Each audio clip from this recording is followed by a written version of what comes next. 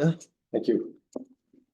Okay, let's go ahead and get going. We do have a quorum in this commission is 6 people. So we really can't do anything unless we get to 6, but 6 should be easy because we're now have 15 commissioners total. I guess a couple of them are still yet to be confirmed.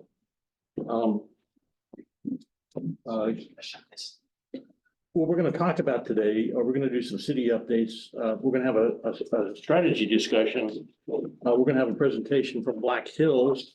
He's in his car out there. I'm sorry to interrupt you. I saw sitting in his car Okay. on the phone. And then we'll have some time for just an open discussion. I wanted to kind of kick the meeting off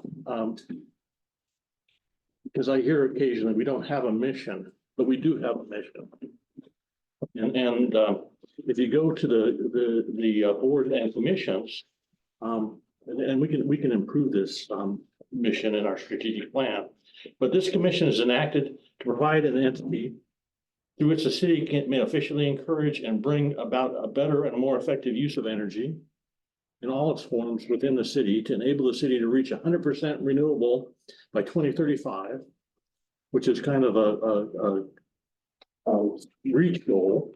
But I think the technology might be there by 2035 to do that. To monitor franchise agreements with the Public Utility Commission proceedings and with respect to energy insofar as they impact the city. So in other words, that will deal with our local utilities and make sure that they're serving the community as we see fit, or we can maybe intervene or recommend that the mayor intervene. Okay, so the first order of business is the consent agenda, and to approve the minutes from the last meeting. So what I need is a motion to approve and a second. We have a motion to approve the meeting minutes. Thank you. We have a thank you. Everybody who approves as part of the commission, say yes. Yes. Yes. Anybody disapprove, say no. Okay, minutes are approved. So let's go into, we have committee reports, but I don't think there's any reports to be had today. Is that true? Okay. So let's just skip that. We'll go into city updates from George. Sure. So thank you all for being here. Thank you to our guests online today. I do have a couple reports to share with you all on some things I've been working on, but first I wanted to recap last night's carbon management workshop event at PCC. There were a few of the commission members that joined last night, and it was a really well planned event. There were people from the Department of Energy, the Colorado Energy Office, discussing technologies and proposed projects that are occurring in the Colorado region. And Yeah, I'd like to comment because I was there. So carbon management is really sequestering carbon. And the application really is more for manufacturing. It really doesn't make a lot of sense to do this for fossil fuel generation yet. Okay. I mean, it might make sense 20 or 30 years down the road. Right now, there really is no method to do this. And the other thing is it's expensive. So this discussion was about the entities that are developing carbon capture. Also in this workshop, they talked about energy justice and the just transition that we're going through. There's a lot of activities in Pueblo because we are a disproportionately disadvantaged community because of the closure of the coal plant that's going on. So this is something to be aware of, but the real application is going to be mostly in the manufacturing side. So if you have a carbon intensive process, you need to to capture this. And this is all governed by federal and state laws to reduce that carbon emission. Well, let me add my perspective as I was there. And so as I stepped back and looked at, all that was presented, there was a lot of presenters, a lot of information, a lot of technical stuff, School of Mines and so forth, and the ones that Ken mentioned at all. But from my perspective, what I was absorbing, what I had absorbed was about fact finding and the exploration of where they want to put these wells, okay? And Southern Colorado is a dot on their map, if you will. And before I left, they had a survey to fill out. I filled it out as to, what I got out of it. For me, it was basic 101 to understand what it is. And also the types of carbon capture that would qualify, and a lot of different aspects. Manufacturing certainly is a big one because it would have direct injection versus transport. Okay, so my perspective though was about location, and so as I asked one of the persons at the end was that why Southern Colorado is a kind of a gleam in their eye, if you will, versus Northwest Colorado, Craig, Northeast Colorado, where there's a lot of open space. And for the citizens I represent, right, all of Pueblo, if you will, that debate is yet to come forward as to, is Pueblo the location that people want, regardless of manufacturing or transportation, all of that kind of stuff is Pueblo. And one of the not course, but one of the feedback that was very candid was that, Pueblo has this was from a representative from another agency here locally, that Pueblo has this stigma of being Pewtown, and now you're going to inject all this carbon into our near community, if you will, as well as you have the nuclear. So that was the wheelhouse of it. I just wanted to vocalize that. Okay. Thank you. Any other comments about the carbon management event? Just a reminder, you can Google that and learn a lot more about that. And it's one of those Were new, you there? no, I was, So can you hold your comment off? oh, I'm sorry. I thought you said, Is there anybody else in the audience that wants to talk to this? Maybe not. I'm sorry. That's okay. I'll just make one comment because I was there as well. I've talked a lot with Carbon America. Ashley Ross was one of the presenters of, one of those 20-minute segments. And the area they're looking at is actually northeast of Pueblo. So it's not, I don't know that it actually is in Pueblo County. It's more in Teller. Can you clarify that? Because when I said, this said Chico Ranch, and when they did the map, it was southeast of where the dot was.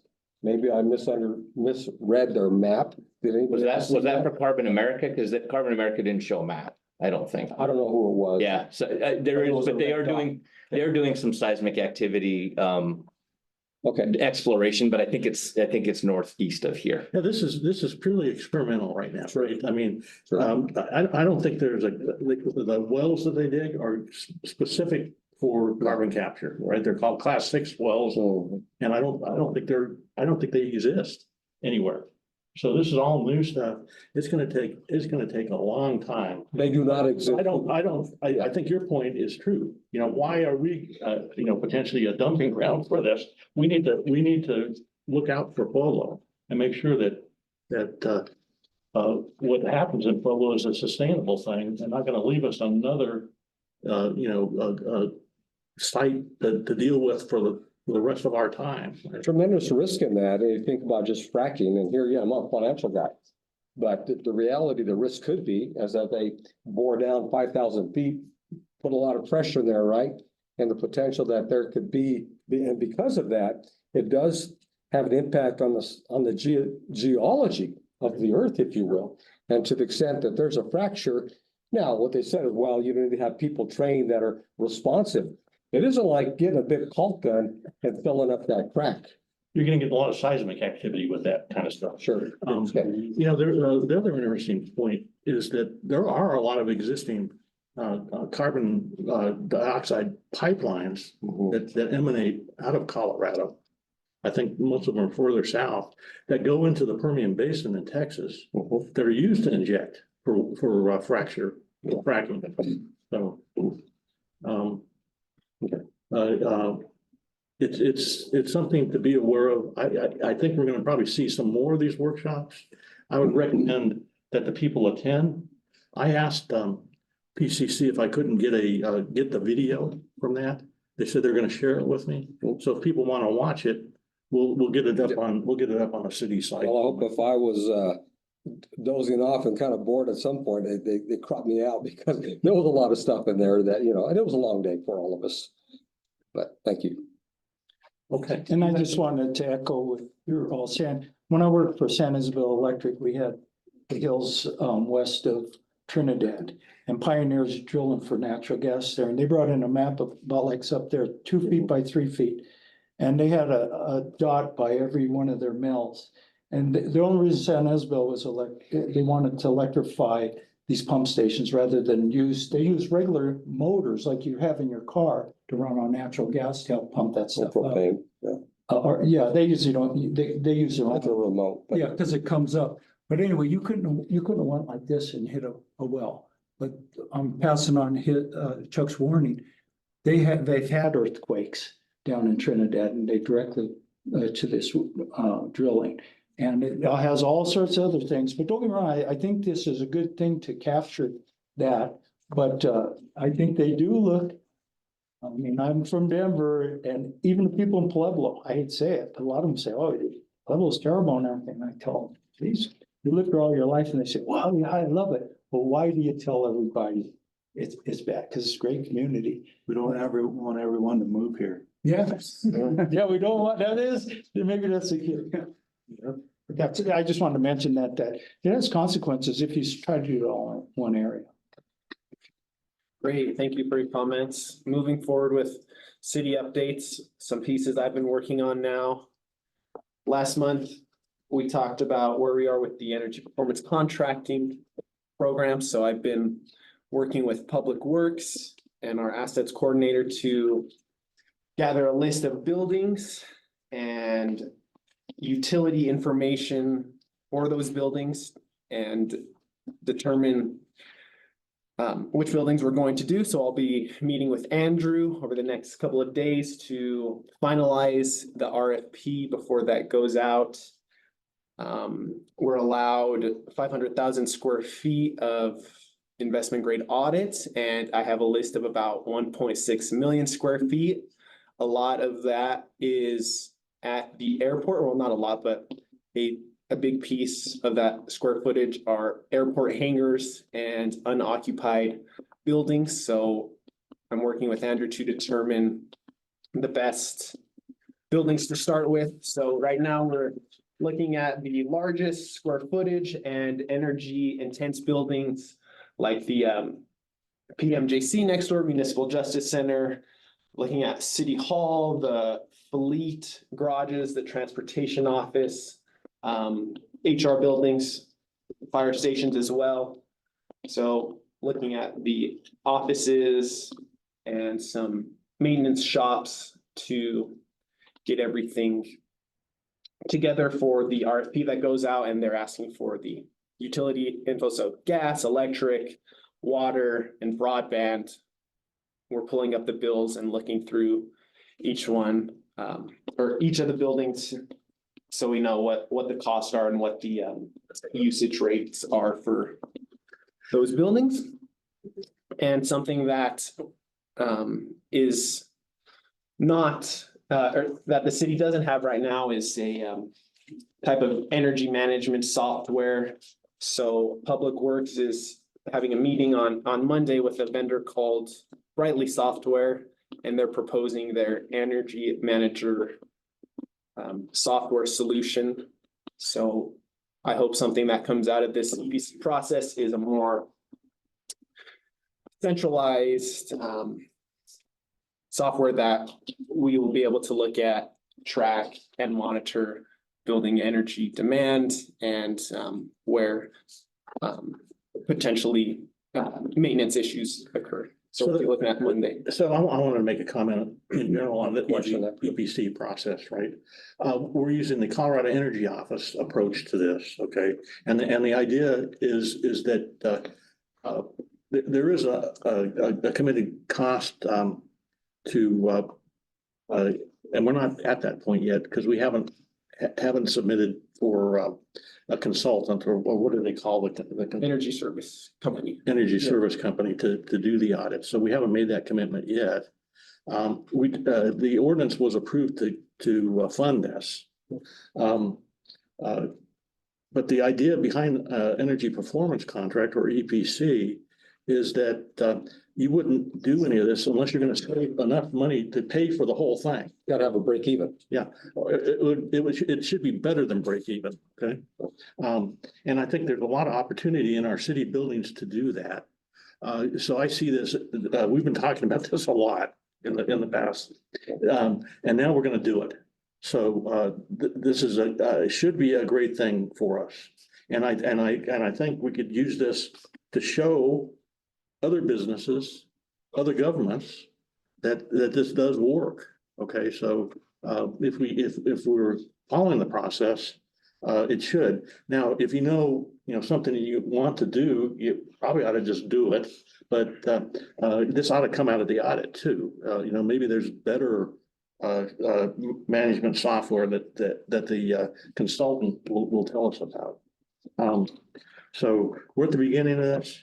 We need to figure out what buildings we want to do this on. And Pueblo has, George was sharing a spreadsheet with me.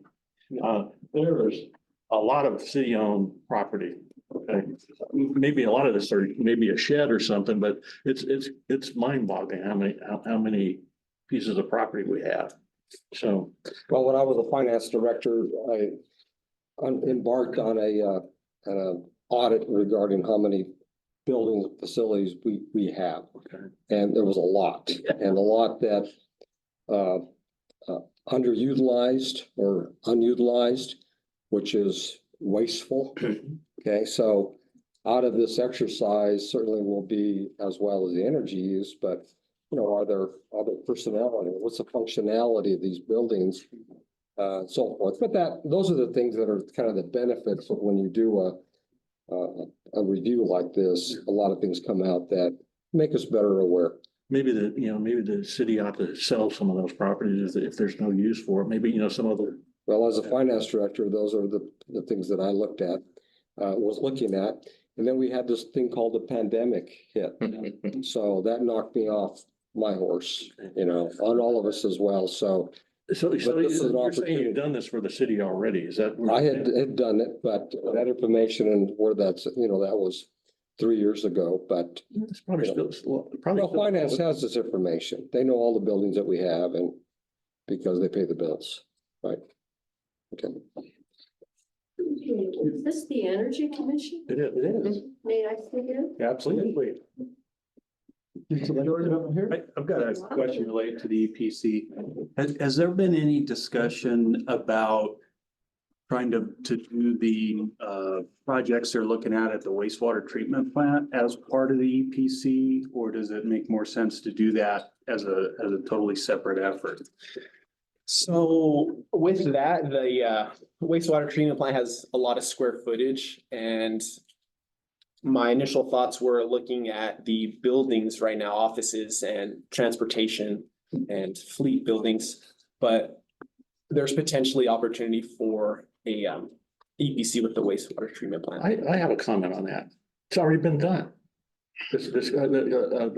They went through an audit with a professional, with a consultant. There's a multi-page report. There's a lot of opportunities there, by the way. There might be opportunities to put the hydro electric plants on that, on their the water that runs out back into Arkansas, for example. And I think those things are summarized in that report. I don't think we need to pay for another report that'll tell us the same thing. No, I don't think it would be part of the audit necessarily, but I'm wondering the financing structure. Whether you can put that into so it becomes part of the overall package of improvements you're gonna make and paybacks that you have to pay for it. as a financing method. Okay? And I can follow up with their team at the water reclamation plant and see where they are, if they're looking at projects or where they are with their financing, so I'll follow up and share. If you want that report, George, you have that, right? So you, And I think he shared it with all of us a couple months Yeah, ago. what good year stuff. was that then? Do you know, or how many? Like last month? Oh, really? It's a very recent report within the last 6 months or so. So, Okay, moving on to some transportation issues here. I wanted to share that next Saturday, April 13th, from 1 to 3 p.m. Right next door at the Main Street Garage, working with Drive Clean Colorado on this to have a EV ride and drive event. So if you want to test out an electric vehicle, be sure to come to the Main Street Garage. It'll be set up on the top level for a ride and drive event. And I'm also talking with the police department to showcase Mach-E for this time. And also asking them to share some data regarding their electrification efforts and their thoughts on, or their experience with having the Mach-E's and everything that goes with that. So Hey, George, we have Lightnings and E-Transit vans if you would like to include those. okay. Like, and I can have a representative there as well, talking about EVs and maybe helping out if you would like that. Just let me know. Yeah, Tyler, by the way, has a really good story to tell with this company. I don't want to hog this, but basically, because and if you haven't ever driven an EV, take the opportunity to do it. It's a cool experience. And a battery electric vehicle is let's say about 90% efficient, right? A combustion engine is probably 20% efficient. So your costs go down dramatically operating an electric vehicle.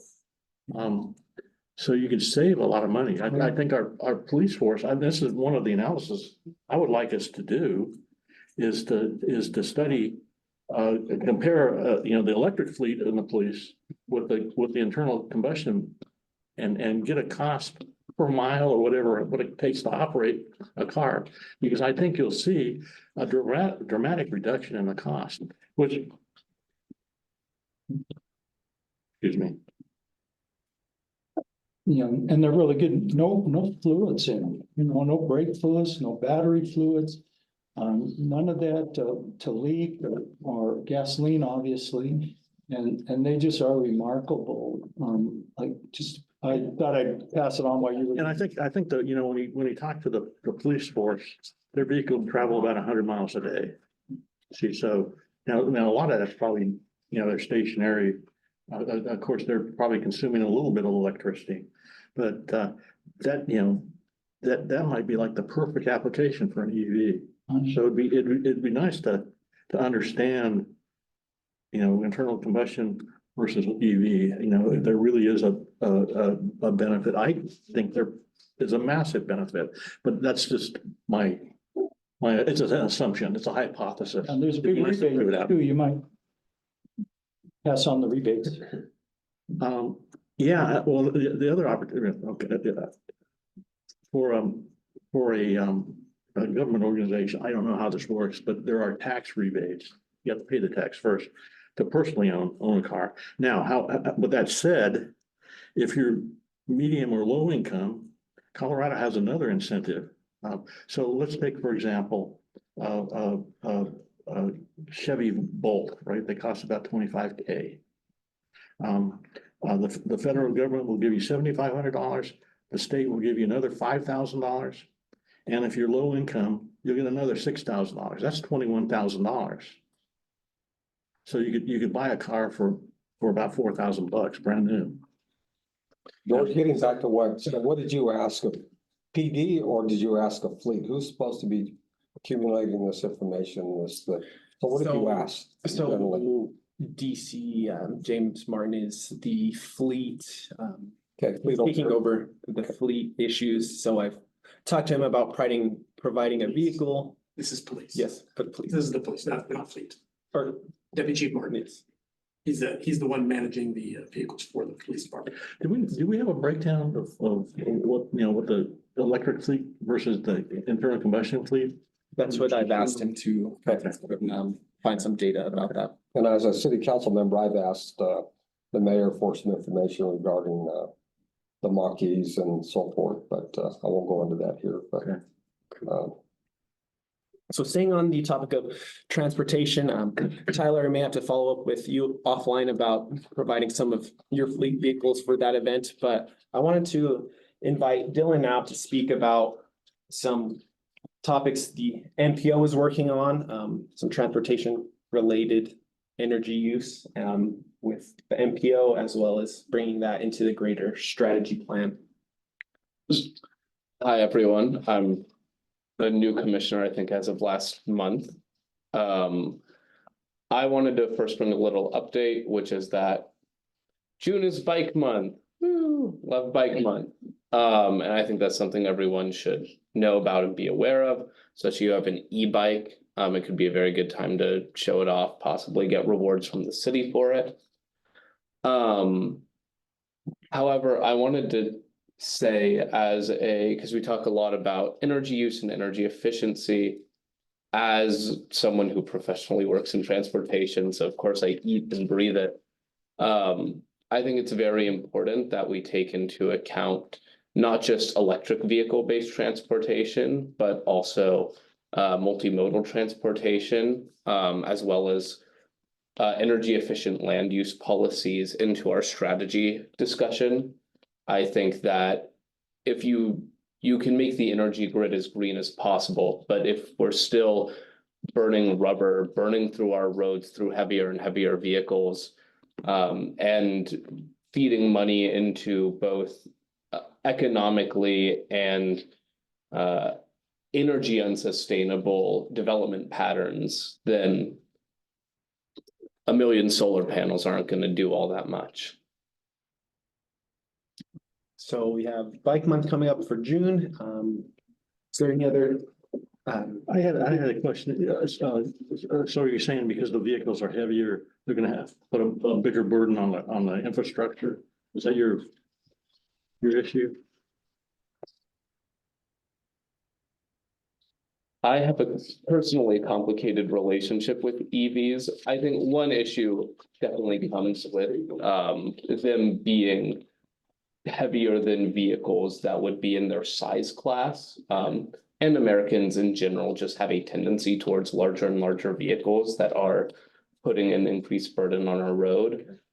But I think the EV industry has struggled with making itself competitive with the more traditional gas-powered cars.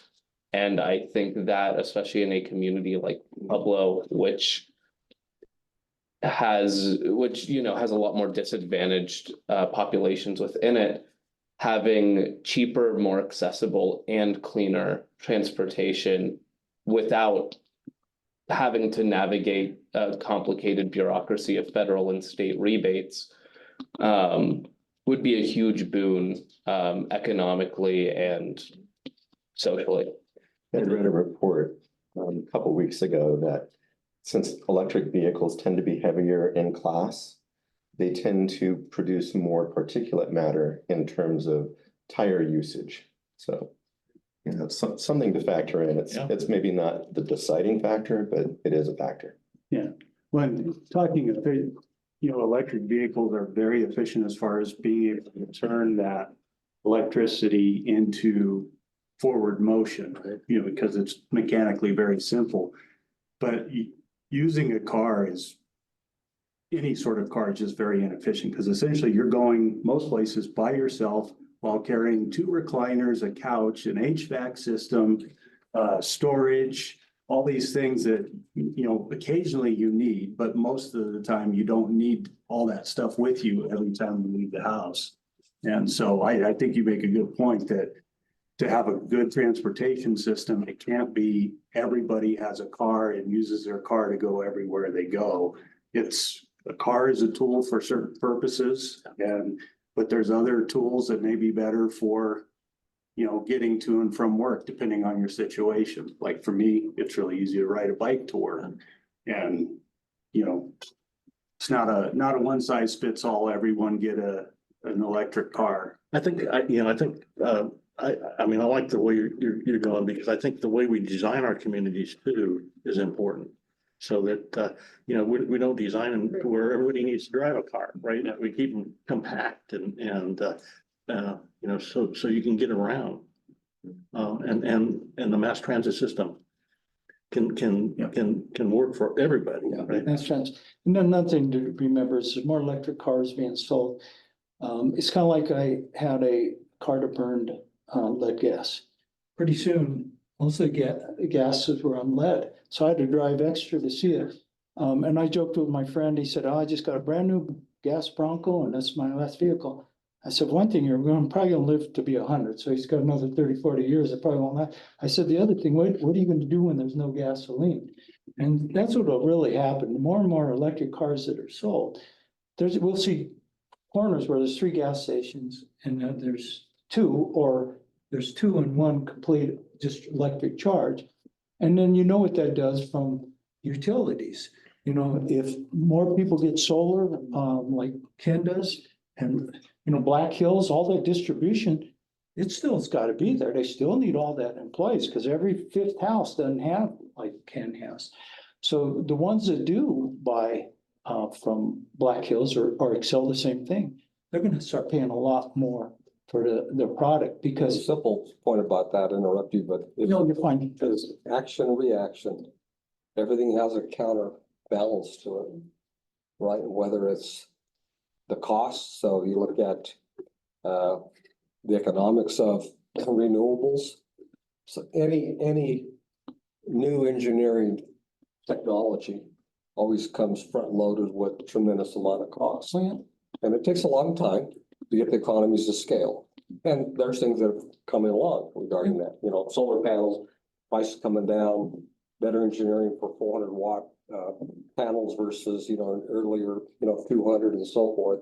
And so, that's advancements, if you will. Oh, yeah, this, and a great example is Comanche. Who'd ever think, 5 years ago, I worked for Excel. You would have told me 5 years ago, that thing would be surrounded by solar cells. It's gonna run at steel plant. I'd say impossible.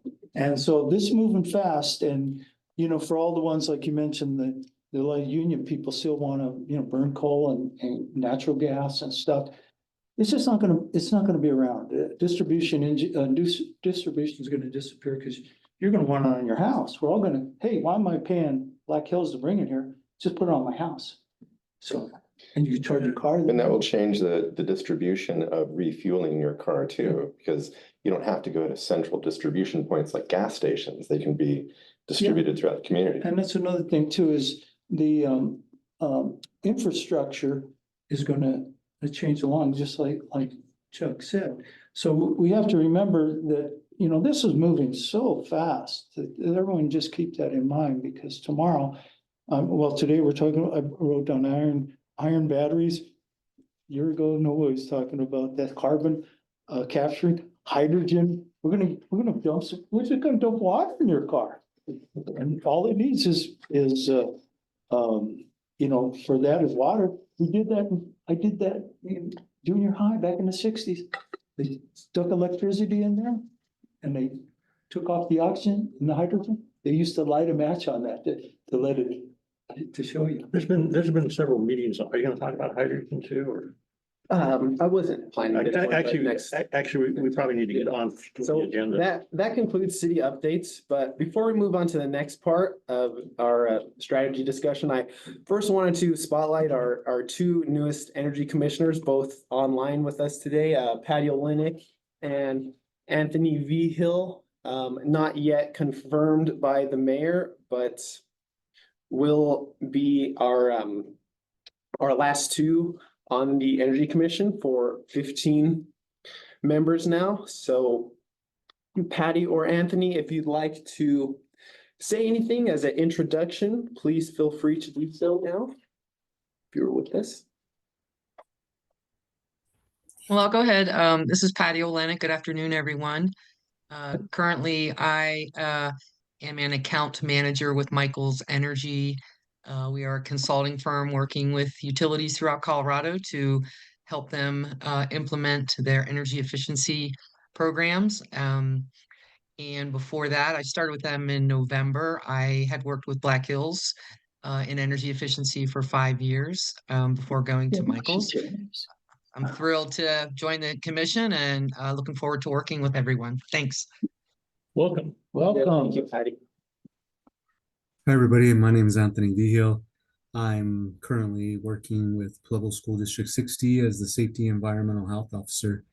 I have been asked by my director, Bob Lawson, if I would be a representative on behalf of the school district as a commissioner for this program that we're a part of right now, and that energy management is a big deal in getting our older buildings upgraded and looking at establishing the new buildings that we've recently built in our community as the pioneers, so to speak, of how we can upgrade these old, aging, deteriorating buildings. I'm sure you're well aware that we even have a building closing right now from energy factors like loss of HVAC, utilities, things like that are happening. And so I'm kind of stepping in more of an energy role, and I look forward to working with you all and learning this process.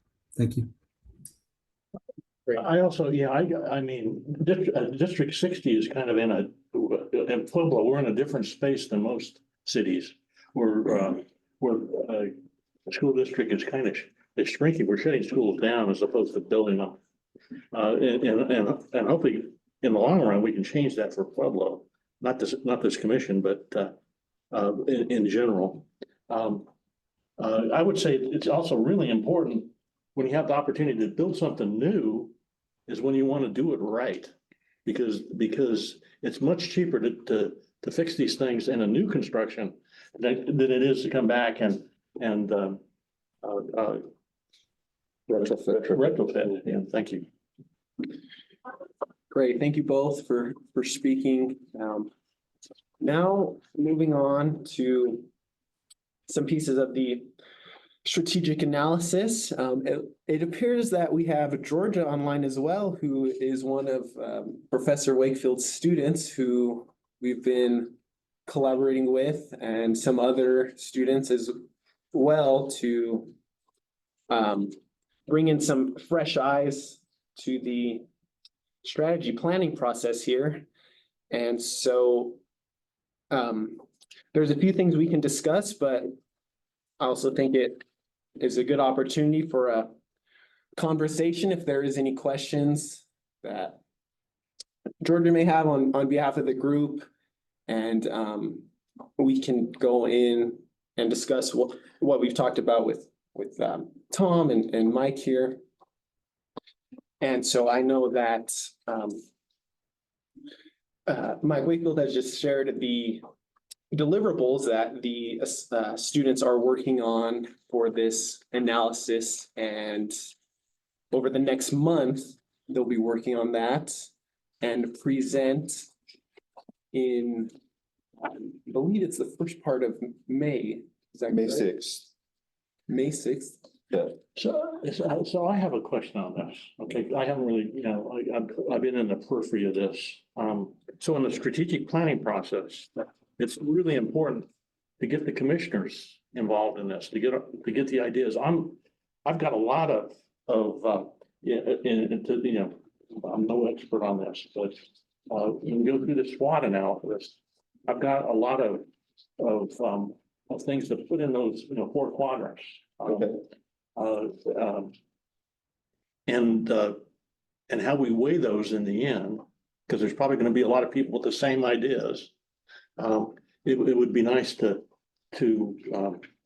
get this thing going, to get those ideas collected. And if your students have ideas too, you know, they can input it, but more importantly, I see this as a way to build the commission team, to kind of do some team building too. So, okay. George, do you have access to the two documents, on this computer? No? Unfortunately, no, but No? Okay. I don't know. So, George and Tom have been coming to my class. It's an undergraduate strategic management and policy course. It's a capstone course. So keep in mind that the product that they produce is within one semester, one course that the students are working on. So they don't have a ton of time. But they're going to be working really hard. I'm restructuring some of the assignments so they can devote more attention to working on this project at the end of the semester. And they're really excited about it. So George and Tom have come to 2 class sessions, shared some information with them. I have created a template that I would like for them to apply. So it includes situation analysis. So we look at the macro and then kind of filter down to more of a micro perspective.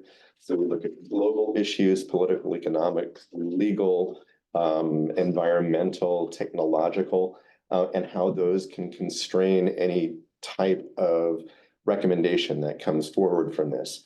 Then we do the SWOT analysis, and George has taken a stab at weighting it, and the students will take that and run with it.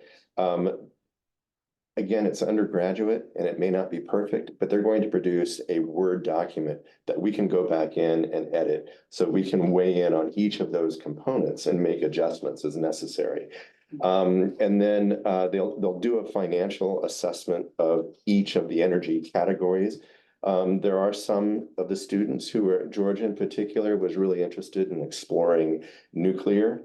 And so what I said is I want to see a cost evaluation of this. So how long is the timeline to develop it? What is the cost of the plant when you create it? What is the cost of a kilowatt hour of production when it's in operation? What's the useful life? Understanding that this is probably a 50-year commitment, right? It's not something that's really adaptable to changes. And then is there a decommission cost or is there salvage value?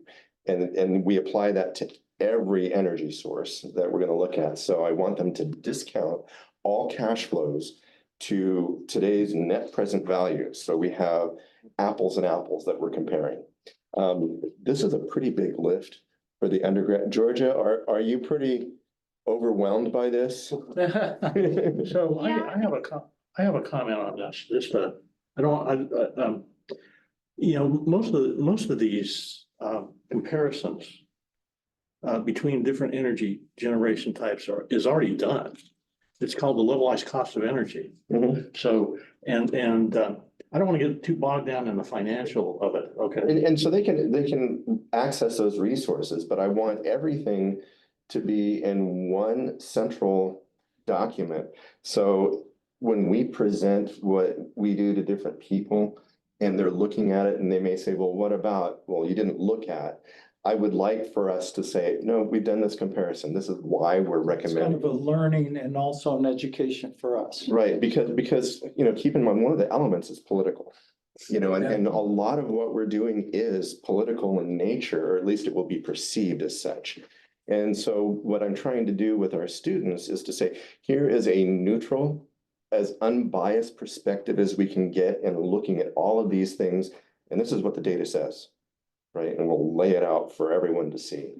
And then they need to come up with recommendations. So there'll be different alternatives. Some of the alternatives may include 3 or 4 different types of energy. You know, so wind will be included in that, biomass perhaps, and some others. And, you know, hopefully one of the ideas would be the recommendation could be adaptable. If there's a new technology that comes along in 3 or 4 years, hydrogen, it's like, oh man, let's incorporate that. If we're locked into one high cost energy producing source, that can actually hurt our community in the long run from attracting businesses and creating jobs. So, you know, that's I think some of the things that the students are grappling with that will be running in the background for them. But once they have those recommendations, I have a few different strategic tools for them to apply well beyond SWOT. that we can then take and create a strategic plan from. Did I capture everything, George and Tom? You have anything to add to that? Yeah, I think you really hit most of it. I know that I'm personally planning on looking at the nuclear and the wind. My colleagues have not yet determined which sectors they plan to focus on, but I think we're mostly just really excited about being able to do the information searching for ourselves, because a lot of what we hear today is just opinion, and we get a lot of stuff fed to us from either one side or another, and we're just really excited about putting it together from both sides of the argument and seeing what's the truth behind it. So if I was one of your students, I would already have the document that the PISAC group has issued, right? Right. A 24-page report. I went through that, and most of their documents that were out there, because I met with some of those folks a couple of weeks ago as they're ramping up. But yeah, I mean, it laid out a lot of those things, right? Right. As to what they are dealing with the last 10 months of their study, if you will. Sure. And trying to educate, if you will. And that discussion is polarized. It As is. many are, and you mentioned the politics. So, you know, my experience in my 1,000 years is there's two pathways how things formulate. And it's the political policy pathway, and it's the technicals pathway. And the pathway that has always prevailed, at least in my world, and I've been in a lot of worlds, has been the policy aspect. The policymakers decide what's best for the people. Okay, regardless of the cost. And the costs come into the argument, but then for the good of mankind, if you will, the policy will always outweigh. And it's a tough go from let's say cradle to grave. I don't use a morbid and analogy out of that, but that's what you're asking your students to do. Yeah. You know, And one thing I tell them frequently is follow the money. So even if it's a political decision, there is a money flow. all but about it's- the money. That's right, but it's not always for the consumers. It's, yeah. So Nuclear is great. I just wanted to say that I think you want to always keep the people or in the community, in the factor, because they want to have some say in what's going on. I work for the people. Good. Yeah. One of the city council. All right. So like if, for example, you put in nuclear, what's that going to do to property values? Mhm. People are going to be really concerned about that. And also it takes a lot of water. What is that going to do with our water supply? You want to always keep environment in the factor. That you The consider. technicals come into play, Yeah. Yeah. the science of it. And I'm just gonna use nuclear as an example.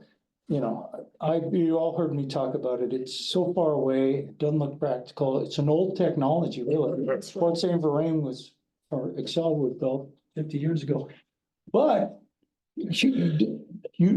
technology may change. Advanced modular. that's- Yeah, Andrew may be able to order a rod on Amazon, have it refitted here. It sounds funny, but it's moving so fast, but let's stick with what's available now, what we see is coming, and keep all these things in mind, like the particulate matter pollution, the expense and how much energy solar cells are, and wind. I was bringing up wind gardens. Look up tulip wind generators. They look like big tulips. You Yeah. put them in your parks and recreation, Mm. and they're good for shading, and they pick up some of the load, and they're beautiful pieces of art. Yeah. Right, there's Yeah. others. And So there's energy generation it's good to understand the options, right? Mhm. And the costs associated with it. I think just as important is how do we improve our buildings? Mhm. How do we lower that demand? So we don't need as much energy. And what we How do add. we make things more Yeah. efficient? So one of the students also is doing an internship with Train, and he has a lot of information about heat pumps. And so that's something that can help reduce costs pretty dramatically too. George, no, I'm sorry, Tom, looked like you were wanted to say something. No? Not Oh, really. okay, okay. So I just will tell you the presentation date and time. It will be May 6th. So we have a meeting the first, don't we? The first Wednesday, is that? Right, I think it's May Yeah, the 1st. first. Yeah. So it'll be after our next meeting, but May 6th at the Hassan School of Business, Building Room 110 at 4:45 PM, I think is when this group will present. So everyone is welcome to attend that. I think they would love to have an audience. I think it'll be interesting to see the results that they provide, and you're all welcome. It would be nice if we could arrange that to be well, a Zoom-like meeting. I think we could arrange a Zoom link for that. Okay.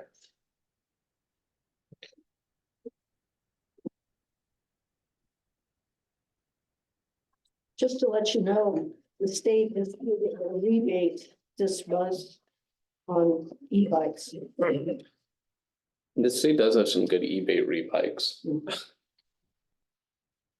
Okay, do you have any other comments or questions about the current strategy plan or discussion? Well, maybe this may be the appropriate time. Ken, you started out regarding, you've heard some about, you know, the mission and what's and that probably maybe has come from me as well, because I'm a pretty candid and vocal person, and when it comes to my perspective about, you know, what it is that we're attempting to do and where I spend my time on that, in that effort. And my time is no more precious than any of your time, but, you know, I'm a real stickler regarding, you know, what I'm trying to do as far as my productivity as a human and what I can contribute. And so whether it's out of my naivety or my ignorance, not understanding what the mission and the goals are, I'll go back and look at those. But from my perspective, unless there's a report out there as this group was formed, I don't know what has come out of this since the formation as to what was accomplished since it started. And that's just an open question. It's not a criticism. I just don't know. So if there's something there that I probably need to have a discussion. To get me up to speed. And maybe it would be good to talk about that here. We still have one more presentation. Well, you brought it up when we started out, Mr. Chairman, so I just want to give my input now. Okay. Because you brought it up, and so if it's not in a strategy discussion, then where is it? That's what I'm bringing it up here. So if we need to move on to some other part, we certainly can do that. I'm just trying to. We're supposed to get a presentation from Black Hills, and Okay. I want to make sure we have time for that. May 1st, May 1st. not today. Not today. Oh, good. Today. Okay, so, you know, I mean, we do have minutes. Yeah, we have all the minutes and. I'm not gonna go back and read all the minutes. No, what I was saying, I was gonna suggest we can go back and do an executive summary of our minutes over the last 4 years. Has it been 4 years almost? I think, you know, some of the I don't think I'm asking. some of the important stuff. Okay, Yeah. the highlights. The executive summary. We're not talking about every little, so. No, You an wanna do that, executive go ahead, but. You'll have one sentence when we get done. Well, for example, the fire stations, we asked and promoted and worked hard to get them all electric, zero energy. The other electric vehicles, just to give you a couple, it came from our group. So all these fire stations that are being built, they're net zero buildings. And So they're gonna be, you know, Okay. they're gonna be, have their own power supply behind it. The power those. There is still some gas involved in it because the battery backup was, although I think we could probably do it with battery, I think it's a little too expensive, so they wanted to have emergency gas generators.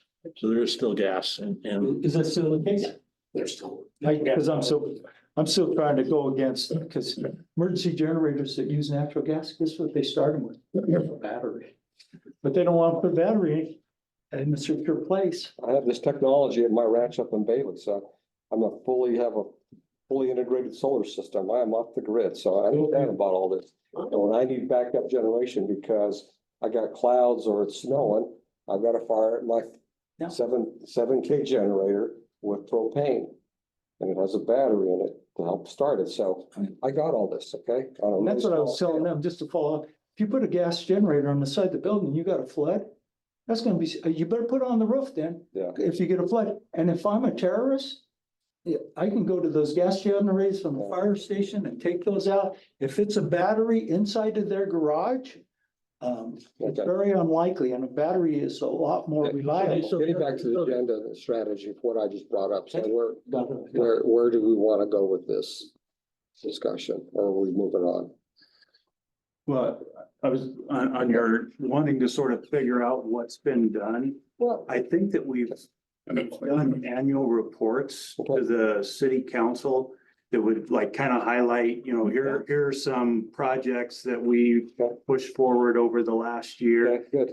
I've only been involved in one of them, so I don't know if they've been happening annually, but maybe if we could get the At slides least from the that. most recent one. Yeah, we've got the slides from the one we And did. it, and it's probably, whatever it's probably month it time, was. it's probably time that we do another one of those and have a workshop. to- Well, then the reason I bring this up as well, because on the second page here, the 3 of 7, under regular agenda, it talks about bylaws adopted. And the second bullet says, Mike described the mission may need revision. Yes. So, I'm not being, out of bounds on this, obviously is already being thought, if you will. I think part of the strategic planning process is to improve that mission statement. Sure, and we can always improve on everything. I'm all for that. Yeah. Okay, very good. Well, I think we can move on. I mean, we have had direction and it was, renewable energy focus. However, let me pause on that, though. What I'm also hearing is understanding, what is the new mayor's perspective about this? And I've heard that from a lot of different, whether it's been inside or outside this group. I'm having those questions that I'm wondering about. We had a meeting with the mayor on the Okay, Energy Commission okay, and we asked her if she had any input and we got none. that's exactly what I've heard. So then we're just going, I think that was because she didn't know, I don't think she was only her first few days, but that Okay. would be a good to invite her back and for us to shut up and see what her expectations are and what her understanding. point made. Okay, very good. I like that. Good. Okay. So in relation to the strategy, and did you have any other questions for Black Hills or any other utility questions? No, I guess what's important to me, I mean, all these energy options, because we are driven by the PUC. And Black Hills goes to the PUC and asks, or submits their proposal, their ERP, Energy Resource Plan. Because the PUC asked for it too, what's gonna happen in the future. So, really, as an Energy Commission, we can make suggestions, we can intervene. We ask the city to intervene, but we're really kind of outside of the process, right? We are outside the process. Intervention, you gotta hire a legal counsel, gotta have a budget to do that. It's a whole different If I can, pathway. quick update on that, that's, we have intervened on 2 items that are going either currently before or recently. Which ones? Demand side? No, the distribution or Distribution system plan? Yes. Yes, you intervened on that. We intervened there, I think. And then probably also on the energy efficiency, Not yet on not that. yet. How about the transportation Not yet electrification? on that. The other one was So Excel. transportation electrification's already done. Yeah, Excel was, so that was an Excel, clean energy plan as well as. An Excel's clean energy plan? Correct. Okay. Was related When you to. intervene, you So- don't find it too often. So I'm assuming you all will intervene on our clean energy plan as well. That's what I'll be presenting to this group on. It will be filed April 20th. It will be the 100. So just for clarification, we've already presented a clean energy plan. Now we're going through phase 2, which is resource acquisition. Okay. And so that 120-day report, you're, Mr. Hernandez, probably familiar with that process. We have to give that report to the PUC. That's what I will be bringing back to you on May 1st, is exactly what the preferred portfolio, because we recommend a portfolio. And then we will identify some backup bids, in case for some reason the preferred portfolio can't come to fruition. And we will share all of that information about the evaluation process of those resources on May 1st. When you say intervene, It will be here. what is the definition of that? Process of intervention is the the place where utility files their filing.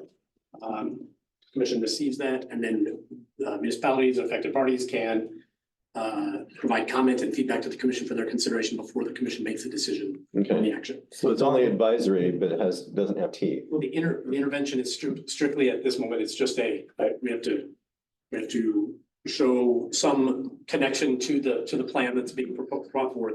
But then later on, we will, I'm sure, be required to bring much more specific information forward about impacts to the city, to its residents. So it's us as a customer or us as a city of residents who are receiving services from the utility that's filing the.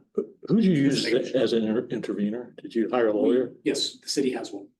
City has an attorney. Yeah, Mark Davidson is your attorney, has been your attorney. I go back with Mark. Okay, but he's in private practice. But But you might remember, he presented to this committee. So the intervention. Big tall guy, big guy. And you know, we could ask Mark to come and share his finding in this meeting too.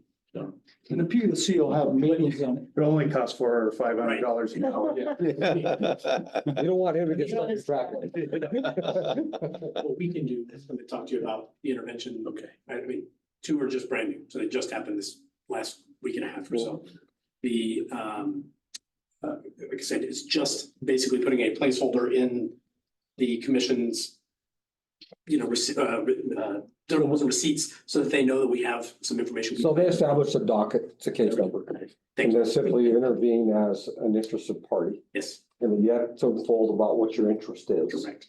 And all we did was. And it could be simple as just making comments as just for the record, or providing technicians and so forth, which then becomes subject to discovery. But you better have a deep pocket for that, because everything that an expert does is fully discoverable, and that is a tremendous amount of effort. That's when you get deep, but all customers. Yeah. Can intervene. I've intervened, not just my you personal. testified. That's an intervention, and I've also sent in emails and things.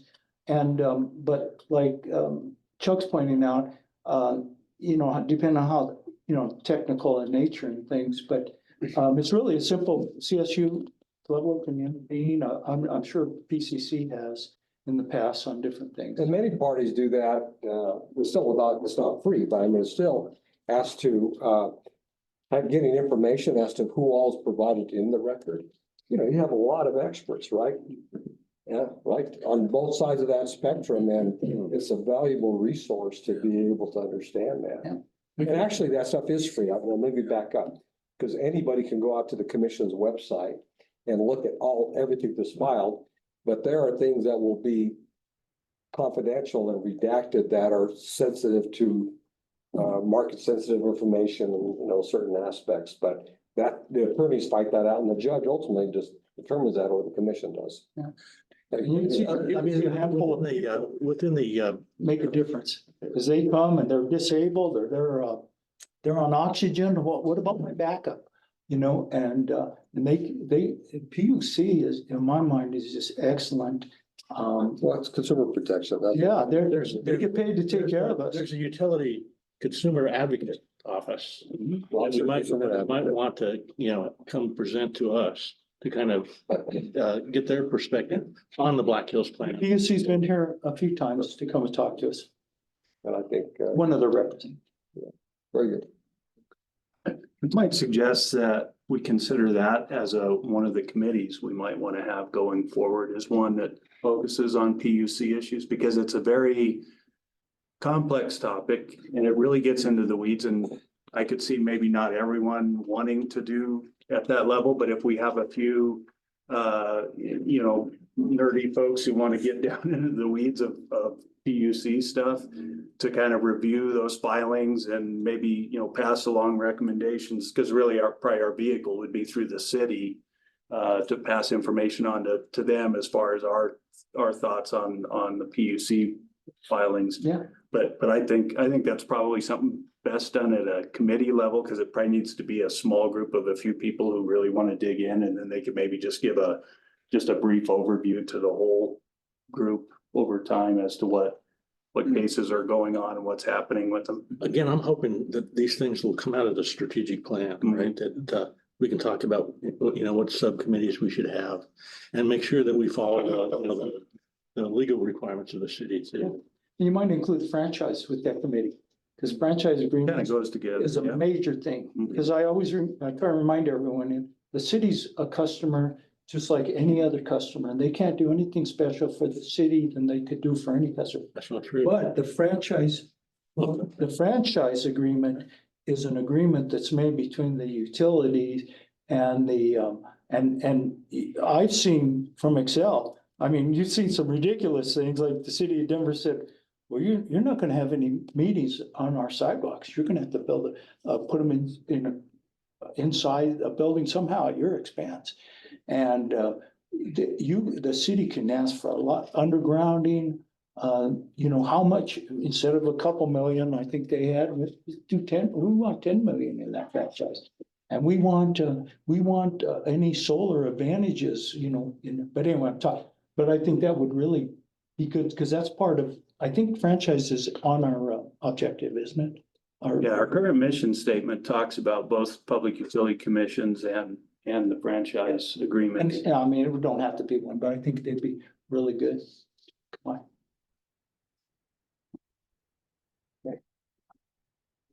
Okay. So while we're here on the topic, I wanted to ask if Georgia, you had any questions for Black Hills Energy, or if there's something that you seeking clarification on, or if not, that's fine too. But also we do have some guests as well, so if we have any other additional comments from anyone online. I don't think I have any questions at this time. We are just getting started on this group project. Can I just direct any of my questions to you, George? Yeah. Through email? Sure. Okay. Thank you. I think we had Iris who wants to. Thank you. I don't really have anything to add. I just want to thank you all for a very enlightening meeting and a lot of information. As I've said before, consider me an ally. If I can plug in and help in some way, I'm happy to do that. I had one thought about the nuclear slice, and that is that based on the PSAC report, it looks like that science is still not really solid. And, after they slammed the one in, shuttered the one in Idaho, I think we need to be sure to include some possibilities for that happening here if we go forward with a serious consideration of the nuclear. We need to think about some mitigation of those risks if it doesn't make it to the finish line, because it's so experimental. So We've been requested by the ISAC group to have them here next month. Good. To give a presentation. Have who? ISAC, which would probably be Francis Consilia. You sure you want? I thought we were gonna kind of get away from talking We don't about. have that option.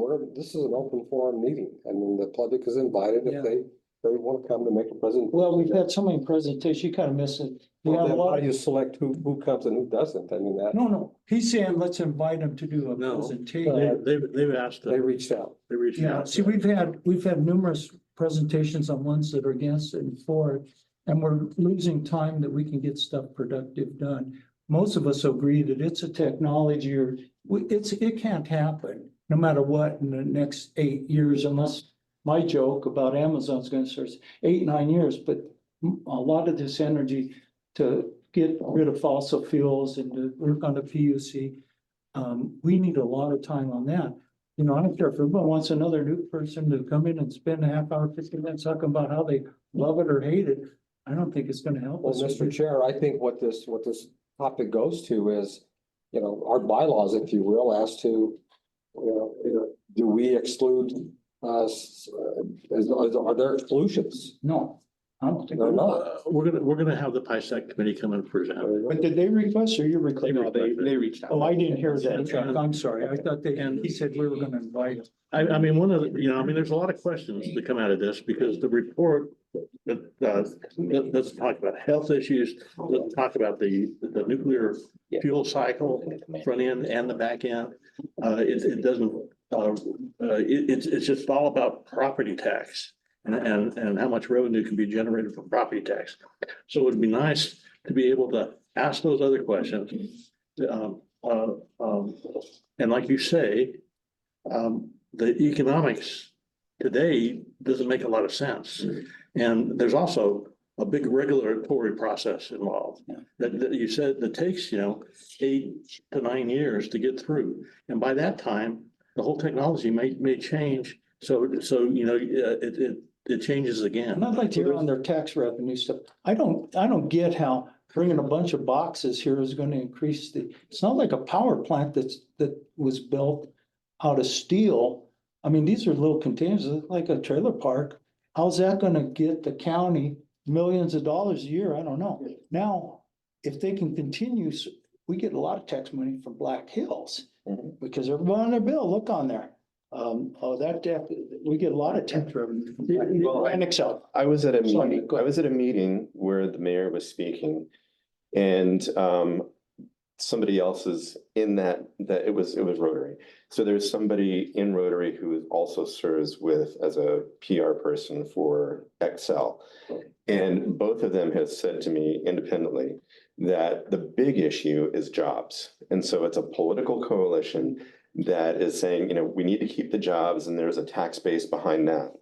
And so that's the push, I think, behind PSAC. I think that's probably what we'll hear when they come in. And we talked about jobs before you came. I was a distribution engineer. These are in containers, these small, they're gonna show up, they're not gonna build them here.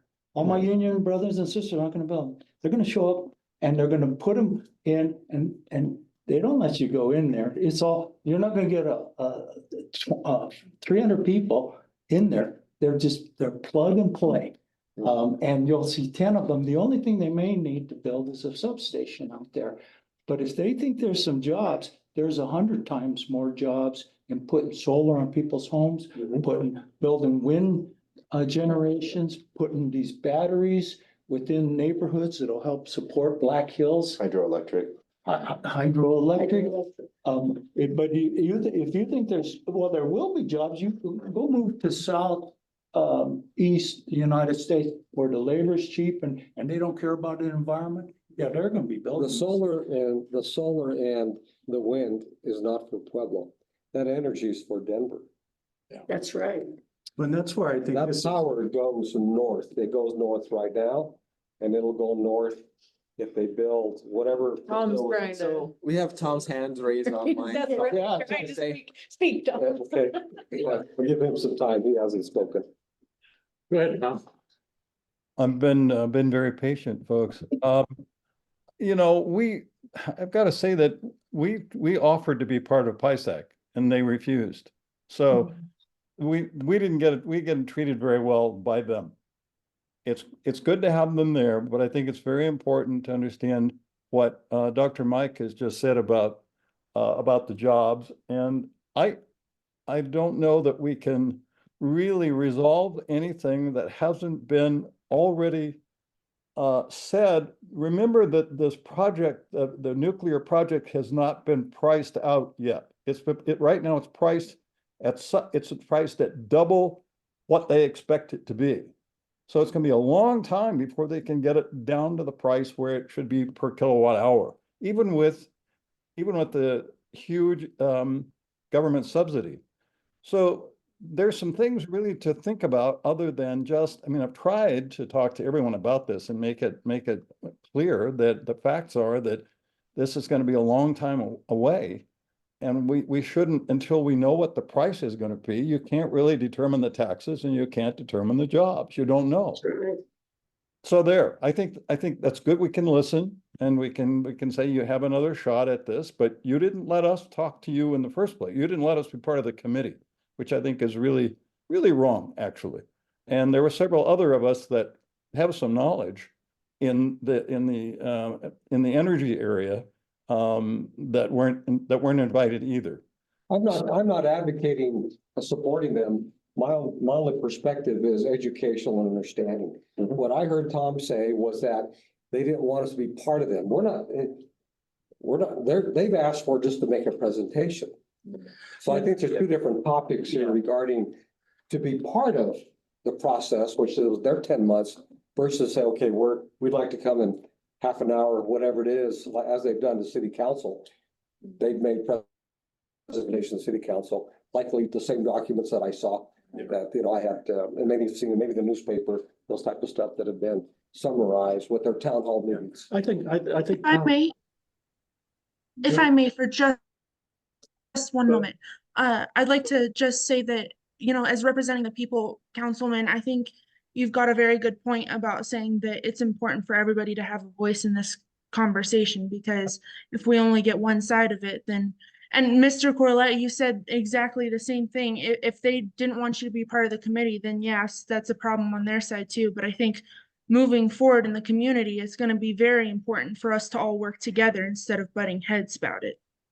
And Can I ask a point of thank you. I'm not clarification? advocating that any one of us is gonna be convinced with that. This is just understanding and listening. That's all it's doing. So I know how to, because I'm new, so forgive me, but what am I listening for? So is part of our mission and intention with this strategic plan that I receive this information and then I provide it to city council and the mayor?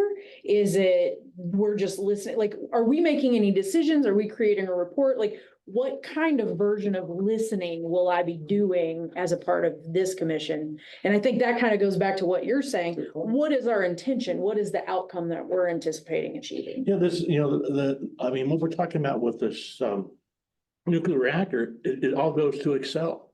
Really, it's kind of, it may be in the city or it may be in the county, but it doesn't come to us. That's a great point, because you brought up all of it goes to Denver. All those solar cells out there just run the steel plant. What does go to Denver is that coal, all that coal fired. And just like we'll ask John from Black Hills, their natural gas one, that didn't go to Denver or to Springs. It just covers you don't sell a power to. We're going to Southern Colorado. I mean, they have their service territory. But yeah, so Excel built a big wind farm on northern Colorado, the very border, but Ken is exactly right. They're not gonna just bring enough nukes down here to they're gonna bring enough down to do all of Colorado, Denver. And that's another thing, they want to use us, exactly what you brought up earlier. They want all this waste, all this possible damage that could be happening if something goes wrong, they want it. Denver doesn't want in their backyard. Yeah. Exactly. This discussion is very divisive in the public community, because it's really created a lot of division. I use the word polarized. I said same thing. And I think like George is asking, we need to educate ourselves on what's happening there. Alan, did you have something? And then Tom, did you have something after? Yeah, and it was, because I kind of share, I have that same question, because to me, it's a little bit of a gray area for us, because when our mission says it's to have renewable energy, does that mean all energy produced in Pueblo is renewable, or all energy used in Pueblo? Because in this case, we're talking about a plant that produces their electricity in Pueblo, but it isn't used here. So is that really under our purview? Do we need to make that determination? Great subject. Xcel Energy is filing their report, I think in June. Yes. And so they've accelerated that for reasons, and maybe the nuclear argument and issue is what's doing that. But just like for Black Hills, they all had these reports and they're all coming due. But anyway, getting back to the point about the 100% renewables, that obligation is of our utility providers that are subject to regulation of the PUC. Yeah. When the legislature, and this started in 2007, I'm not going to take a lot of time, we only have 10 minutes. When Governor Ritter started the new energy economy, started the pathway of where we're at today and the 2035. So this has been a continuum that's been evolving for a very long time. Right. And so the 100% renewables is upon the utility companies that are subject to the PUC. But then we're within that as to how we use our energy. And we're getting back to electric vehicles, and I won't get off mark, but I just wanted to kind of merge that in. I hope I didn't get disjointed on. And I think that, you know, the newer legislation is based on greenhouse gas reduction. Yeah. So there's a greenhouse gas reduction legislation. by the We were there state. last night. You know, that's 80% reduction, right? So the Black Hills plan, you know, if they wanted to, they don't have to build their solar gardens or their solar fields. They could do a power purchase agreement with somebody else. And it doesn't have to, you know, it doesn't have to be manufactured here in Colorado. It could be in California. There's enough non-fossil fuel energy. We can right now buy and have Pueblo be, but the only thing we can't get rid of is that natural gas at all these buildings. All these houses, natural gas, but you can, and it takes time to change everyone over to. I like my natural gas stove. I do know. Because what I heat on it is tortillas. Remember what I told you about your gas? So this is personal now. There's not gonna be any. I like my tortillas. Hey, but to answer her question, we've actually developed ordinances through here. In some cases, we go and try to convince the mayor, or we try to convince the city council. And so what we'll do is we'll all come up through strategic planning on some of the things we want to work at. And then we're going to try to get the city to adopt those, because they asked this committee. This is a fruitful discussion, because for me, for coming in a one-on-one, if you will, as to our timeline, and what is our next milestones, if you will? Do we have some milestones? We could talk about that at the next meeting, but. Yeah. Well, I think what's really important now is that we push forward this EPC. We understand what buildings we're gonna work on. And I think that's really gonna come from Andrew, you know, what the right buildings to work on, where there's the best opportunities. But I'm looking to you because you're kind of the leader of this, but Process finalizing that RFP, obviously, and then we're gonna define what the buildings are gonna be. That should be, I would say, within the next 30 days, it should complete, so we can get that thing out the door and rolling this summer, hopefully. Yeah. You know, one thing that I forgot to, you know, when we talked about what have we accomplished, we asked for, you know, some resources to kind of work on the energy issues for the city. And that's where George Andrew was hired. So, you know, the process came from Laura Solano and Andrew to do the hiring. That's a great one. Yeah, we brought him in. And, you know, another thing we kind of lost track of, your predecessor, Larry Artensio, right? He was committed and helped us commit for low energy or low income energy, also a non-fossil fuel. That should be a priority here, because it's ridiculous that, you know, you got to spend $10,000-$20,000 to get. Well, that was the point about the solar gardens on the east side, which I refer to as dog patches. Hide something now, you know, I'm old school. I remember that, the junkyards and so forth. They're still there, but go ahead. Well, I was just gonna say, a lot of this was lost because we switched to let's do a strategic plan.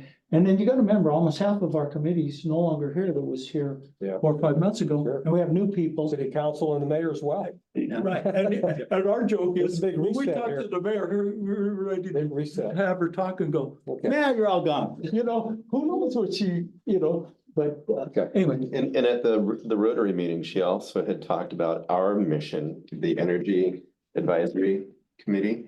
And she said, well, I may need to talk to them about revising it. Yeah. So. Yeah, I mean, think it's- she's a fossil fuel fan. Yeah. You know, I don't know if that's is that a call down if I tell you somebody? But I think she is a fossil fuel. Well, I mean, what the county did was they, you know, this resolution came about by, you know, Sierra Club, Ready for 100, you know, pushed this resolution throughout the country. And Pueblo was one of the first places to adopt it, maybe the first. Wow, we're innovative. You know, so 2017, and then the county adopted the same. And then this nuclear discussion came about, and you know, Francis Concilia changed that resolution at the county level. That hasn't happened at the city level. And I'm sure she's probably having that discussion with Mayor Graham. And her and I had that discussion. Almost every state in the United States has a at the government level has a I want to call it an ordinance to get rid of natural gas. Almost every state does, because they're starting to see us have, and it probably won't go like a lot of things. If you have it, they won't take it away, but they'll start banning new natural gas. Yeah. Black Hills having their natural gas plant today is a benefit, Oh, yeah. okay? But in 20 years, it's not gonna be. Yeah, and I'm at the individual homes. I mean, big plants like Excel's got.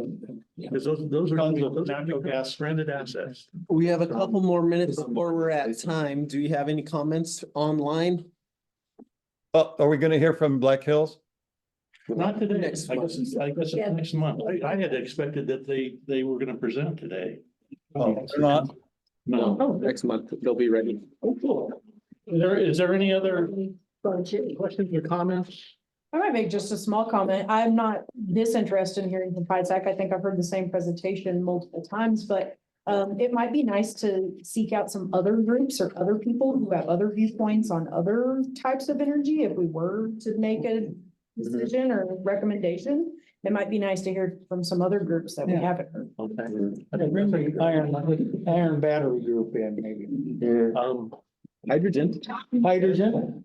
And And really, that's all we may be talking about in 6 months. There's a group called Mothers Out Front that are kind of the opposition. It might be nice to get them and they're actually very fact driven. So. Yeah, and I think that would be a benefit to us if we have facts. We make recommendations for strategic implementation based on facts and data. It's harder to argue with that. Right. Yeah. I'd like to just hear both sides if I'm gonna be asked to make an opinion. But please look it up, because too, like I encourage everybody, Google these things and look, vet who's saying it. You know, I always put scam after it and see who a number of highly educated groups are saying that that's a scam, so. There's a lot of misinformation. Did you? So the subject of hydrogen has come up a couple times today, and just want to give you an update that the New Day Hydrogen did as a sub recipient receive a grant through CSU Pueblo to install two hydrogen stations. One of them being here in Pueblo. We are talking with them about siting location. We're trying to see if we can coordinate a site that would be in conjunction with potentially a transit facility that would make sense for giving our transit fleet some options for fuel in the future, which is currently set to it's driving toward an electrified fleet, but having hydrogen as another option is something that transit director is certainly open to. And where it makes sense, they're having that station immediately adjacent or nearby would also make sense. That would also, their model is kind of based on fuel fleets. So it doesn't really work well for long haul kind of stuff, Denver to Albuquerque kind of thing, having to stop here, it might be convenient, but that's not what they're intending to do at this moment. They're really intending to kind of get the school districts, city fleets, transit organizations, those kinds of things targeted as part of their initial kind of customer group. Very early in the discussion, they got the award. We know that they're going to come here to Pueblo, and we're just trying to help them find a site. So that's just the company. Now, the hydrogen fleet that you're talking about is a fuel cell driven. Correct. So it's still an electric vehicle, but it uses hydrogen as the fuel source. One of the challenges actually with the electric buses that we currently have available to us right now is that they're not 100% electric. The HVAC systems are run on a diesel generator, and so it's not 100%. You can't run the HVAC and have batteries and have to license they need for all. Somebody got fired for that oversight, I'm sure. But the fuel cell options do all run off the fuel cell, so it's a different kind of. And the hydrogen vehicles still have a battery. Correct. Because you want to be able to do the regenerative braking and things like that. So you need a place to store that. So to me, the hydrogen, it's a zero emission vehicle, which is really nice. If you looked at some of the I want to say Nicholas or whatever the cab are, they're super neat. You get around them, if you get around a diesel engine, it's dirty, it's greasy. These things are pristine. But they're like a hybrid car, right? That the hydrogen is kind of like the gasoline, and then has a battery too. So they're not quite as efficient as a pure battery vehicle. But there's a class of vehicles you need, and if you're doing long haul drives, hydrogen is a better. Transit is one of the operations, it just kind of makes sense from a fit and function perspective there, and in this particular case, there are elevation. As you get higher in elevation, the efficiency does go down, but we're right within the threshold of kind of optimal for their operation, so. So I think it's like you said, we ought to look at all these opportunities and pick the best choices for the right applications. There was another one. I was at CSU in Fort Collins in their energy research area. And they were looking at hydraulics as a form of energy storage on a bus. Okay. Because you think about if it's a bus, it's stop and go all day. So maybe electric to get it going for that first initial movement. And then as they brake, energy is stored in a hydraulic cylinder. And then it's released when they accelerate the next time. And they can go almost from morning to noon off of one charge. Kind of like the flywheel or perpetual motion. Yeah, almost, yeah. Do you have any last comments before adjourning? One thing, right, you had made the point about something that Mayor Graham had said. It's probably worth a conversation with this group to have a discussion with her at some point. I think inviting her in at some point would be very good. Please. But she's certainly looking at Mayor Graham. Oh, okay. Yeah. We said that. Well, no, yeah, but I'm just encouraging it. There's, obviously new priorities, new discussions about where we're headed, and this group's input in that is going to be important. But hearing our priorities, I think will be important. Sure. Okay. I think it would be good if we do it after we get the strategic analysis so that we have a little more information we're working from. If. Black Hills, the presentation as well. Yeah. That's true, yeah. Okay. Part of the basis of. So in a month, plan, part of the basis for our strategic plan was also the 2017 resolution. We may be relooking at that, and so we need to, but before we go too deep. Yeah. It might be good to understand kind of where she's headed, and then, this group is, I think, charged with kind of fleshing out how to achieve those energy goals that are adopted by council and mayor at some point, so it'd be good to hear from her, and I don't know where she's heading just yet, but. Or council. Yes. Okay. Yeah, all right, that's adjourned. Thank you, that's all I have, I'll shut up. Okay, I think we're adjourned. Thank you. Thanks everyone for attending. What I was saying, I don't know, that iron and natural gas from the company, they actually get a. Thank you, Patty and Anthony. Look forward to connecting with you for more one-on-one. The reason they wanted electric. This week or next week sometime, so touch base with you all soon. Perfect, George. Thank you. So gas, you're getting all. Sounds great. Thanks, George. So it is a filter, huh?